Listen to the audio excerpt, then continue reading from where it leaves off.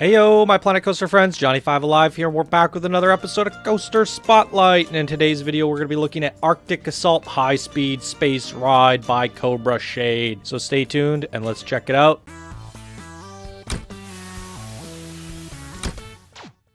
Alright, this was sent in by a subscriber, and I recognize the name KOBRASHADE. It says, "Hi, Channel 5 Gaming. I recently started to play Planet Coaster and have been finding things out about the community. I came across your channel and subscribed. I saw we were able to submit possible spotlights, so I have decided to submit my first completed ride. Let me know if there would be anything else you'd like to see from me. Thanks." Alright, quick look at the Steam Workshop here. Arctic Assault High Speed Race Ride by KOBRASHADE. Links will be down in the description below, and you can come rate it, favorite it, subscribe to it. He's also on Twitter and YouTube. I'll link the YouTube down below. Now, I do want to see his workshop real quick because I recognize Dragon Quest. We featured him on Dragon Quest. He won the Reddit monthly contest. That was a great one, and it was also featured in my top 10 coasters of the month. KOBRASHADE, if you're watching, come join our Discord. All you have to do is message me on Discord, Channel 5 Gaming, pound 0054. That name will be down in the description of every video, and that goes for everybody else. If you want to join the best Planet Coaster community, follow the instructions down in the description below. All right, let's take a better look at this. This looks really interesting. A sci-fi space battle.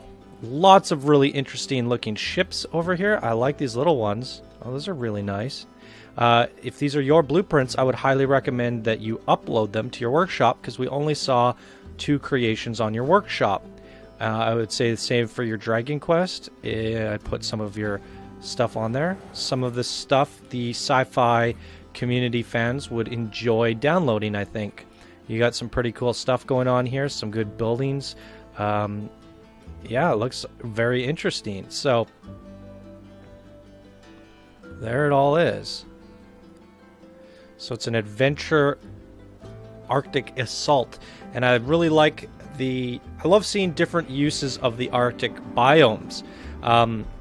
You know, the Arctic biome has been traditionally used for festive stuff because it was a festive update that came with all the gingerbread. So a lot of people decided to make winter wonderlands and wonderland this and winter that and gingerbread. And in some cases, Yetiland, the park that I've been working on, it has gingerbread villages in it, and they're stealing candy and presents and stuff like that. And technically, it's a festive map that's been... I get to play the game like 4 hours a week, guys. So it's been going for like 4 months now, and the scenario is finally finished. But yeah, mine's technically a festive version as well. However, I did put a spin on it with the Yetis because I was kind of tired of seeing so much Winter Wonderland stuff. We saw McDread's Otherworld, which was a good take on it. So I really love it when people take the Arctic maps and put a spin on it. So would love to see people submit more frozen Arctic style coasters. I really enjoy seeing them and seeing what kind of creative ways people can come up with using the Arctic biome. So there you have it. That's my rant. So how do we get into this coaster? There's got to be a park entrance. Is it open to the public? It is not. Let's do that. It's open to the public. Your park entrance is over here, and people can't get in. Well, that's unfortunate. We're going to leave it as is. If you guys make park coasters, you should try and open it up. So this is the boarding station. There's actually no way for the guests to properly get in here. Alright. Very interesting. We won't snoop around too much because we want to experience it all. So, take a look at the ride stats as we wait for a coaster to get back in. And here we go. A 3.43 excitement, a 9.97 fear, and a 4.5 nausea. Well, that's why it's not open, because the guests are terrified to go on it. So I can see from here you have some major kinks in your track.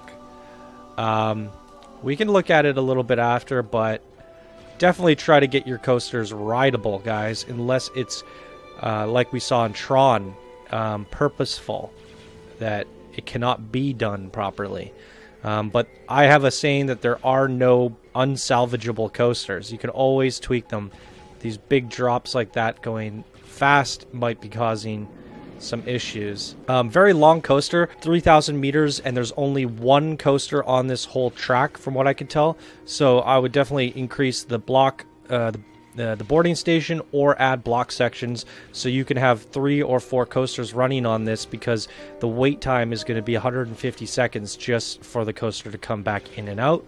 I get that it's an experienced coaster, so it is what it is. A couple red flags, but I think we can judge it once we ride it for ourselves. All right, here we go.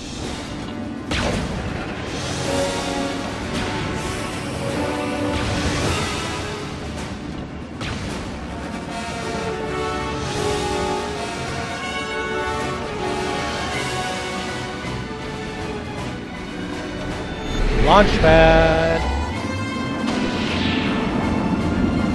Oh, look at the floor. What was that?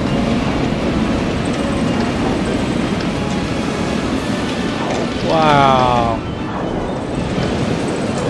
It's very fast.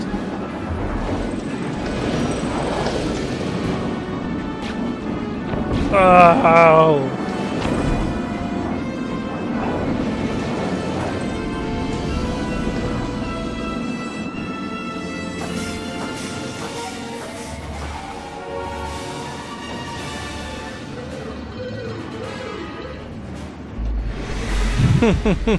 The guy's on the big puppy shooting at people. Is this reverse launch? This is neat. You just sit back and enjoy the battle. Whoa. Reverse back into drive wheels is a little bit odd.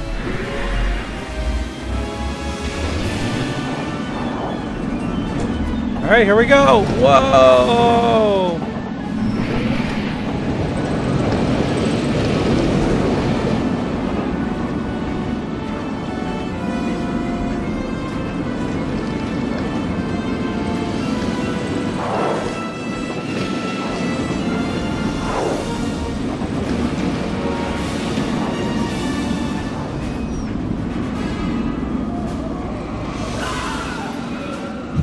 Captured aliens.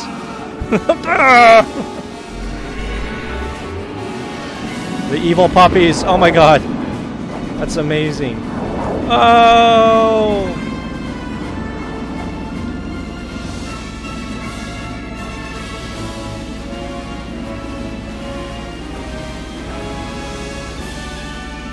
That was pretty awesome, I'm not gonna lie. Alright. Let's see if we can get a cinematic view on this thing. We'll try. And you know what? Let's also do daytime in case it goes back to track view. At least we'll get a different, somewhat different experience.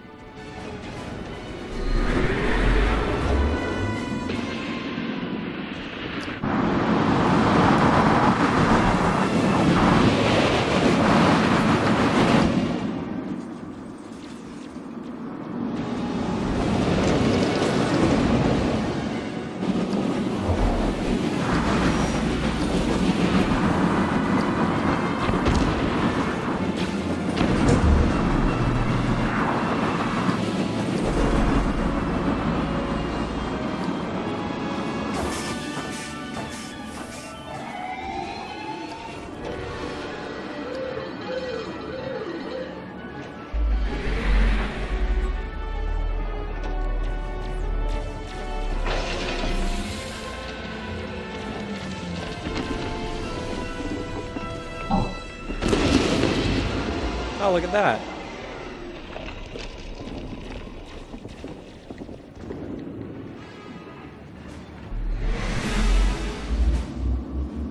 Oh, door closes on the back. Ah!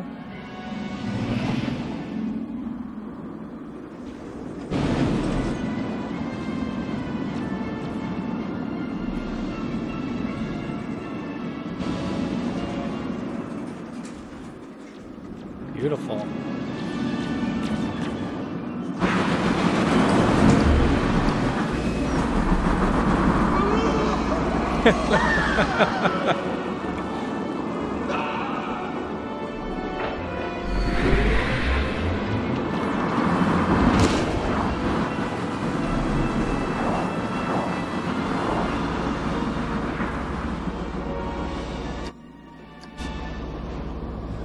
Now, while we're waiting for this coaster to launch up, what I'm really curious about... Okay, which way does it launch? It launches this way. The floors did this interesting thing. Oh, look at that. What is this asset? Metal alloy. Oh, that is very smart. Okay, so, to explain this to you guys... Every model has a level of detail. So what happens is you can see that this one's popping right there. That's the sweet spot right there. You can see it's changing its object size. So basically what that means is there's a level of details. There's usually about 4 levels of detail per object. That means that when you zoom out, the camera switches out the model for a cheaper model. That's how you optimize your game. So the further out you zoom, the cheaper and cheaper the models become, so that by the time you're fully zoomed out, you're looking at a lot less polygons. And you'll see it on every single object in the game. Like you can see it here on this one, and it'll pop at a certain point as well. I might not be able to get that far back. Oh, you can see it on this one. And that one pops right there. This little guy right there. Pop, pop, pop, pop. So it basically, they just go in and they lower the poly count on all the objects and create different levels of detail. And then at a certain camera distance on screen space, it's told to swap that model out. So what we see on this one is it pops out basically the bevel. So you can see that there's this nice bevel on the outside. And what happens is if you zoom out far enough, I don't know if we're going to be able to do it here. I'll change it so we can see it. What's going to happen is it loses its bevel. See? It loses its outer trim. And that's to reduce the poly counts of all this outside detail. And that drops the poly count quite large. But what's really smart about what he has done is he's made it so that bevel pokes through the ground. So now what ends up happening is they don't appear to be there until we get close to them. So they all start appearing as we're flying forward. I don't know if he did that intentionally, because that is very... I mean, it has to be intentional. Or if he just was thinking about like putting some kind of line on the floor and that's what he used. But to me, it looks like intentional, which to me is a very smart strategy. So when I first saw that, I was like, how is he turning on? And they're picking up light. The corners are picking up light. So I was like, how the heck did he turn on all these lights? That's the effect that you get. It's actually just the levels of detail popping in as the camera's getting closer to them.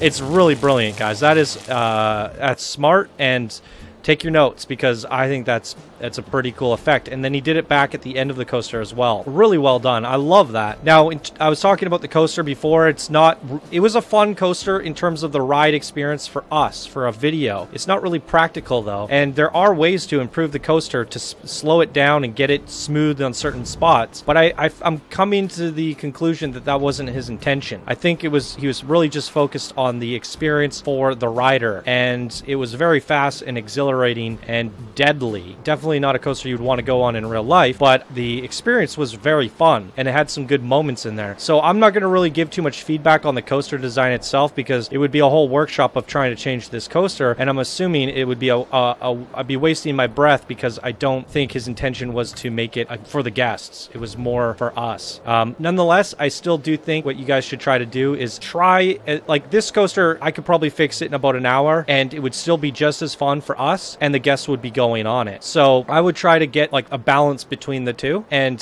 try to make a coaster that is successful in game simulation senses. Nonetheless, I still enjoyed it, so I'll leave it at that. So that's all I have to say about it. I thought that one thing that you did there was very clever with the LODs, and I haven't seen anyone do that yet. So well done. So once again, everybody, that was Arctic Assault by KOBRASHADE. Links will be down in the description as always, and that's going to do it for this episode of Coaster Spotlight. If you guys enjoyed, please be sure to smash that like button, and if you're new to the channel, be sure to subscribe for more Daily Planet Coaster videos. Alright, everybody, let me know what you guys thought of Arctic Assault down in the comments below. Alright, everybody, I hope you have a fantastic day, and I will see you guys in the next video. Bye now.